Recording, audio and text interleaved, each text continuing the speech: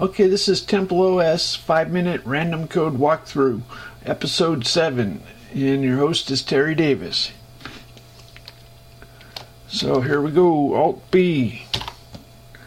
And where are we? We are in the compiler pass 012. Okay, so it looks like we're in the common code for the family of intermediate code. So subswitch start down. Okay, so all the comparison. Okay, let me explain how we got here. If we have a floating point compare, let's say F64 F1 comma F2. Let's do this.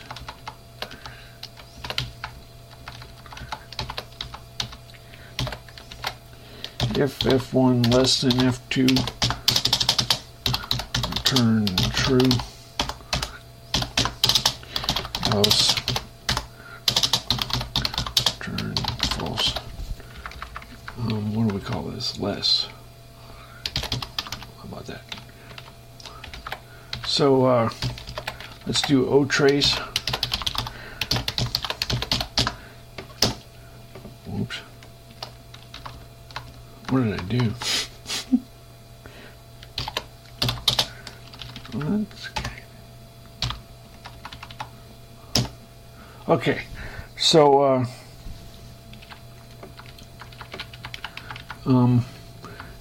pass 1, 2. The O trace displays the output for different passes. So it starts out before pass 0. There's a less than, which makes a Boolean out of comparison, and then branch. So if it's Boolean and you do a branch of 0, then anyway, in pass 0, 1, 2, it converts that to a branch greater equal. So it basically, when what the optimization does is take RISC and turn it into CISC. So we have a bunch of simple instructions, and then by the time we get to the bottom, it's 1, 2, 3, 4, 5, 6, 7, 8, whatever, complex instructions. So for the comparison operators on pass 0, 1, 2, what are we doing? It's clearing a flag result to integer. Actually, a comparison, at this point it's not a branch, it's a genuine comparison. So it is an integer. So if it is an integer, it doesn't need to be converted to integer. Sometimes if you have, I think what it's doing is, so for clarity, let's say I equals, it's not a branch version, it's this kind of version. Anyway, a Boolean expression, and what it's doing is it's each intermediate code can have its result converted to integer or converted to float, and this one is an integer, so it doesn't need to convert to integer. And then it's what it's doing is if it's not a pointer. Okay, so let's go back to what we had. So on pass 0, on pass 0, 1, 2, it works out the types. You'll notice down on pass 2, it's has it changed any types? The branch 0. Okay. Well, what it's doing is if it's a pointer, if its pointer count is the number of stars. So if there's 0 stars, And if it's oh, just ignore that. That's class 2 is something crazy. If push compare, what this is for is if we say if 0.5 is less.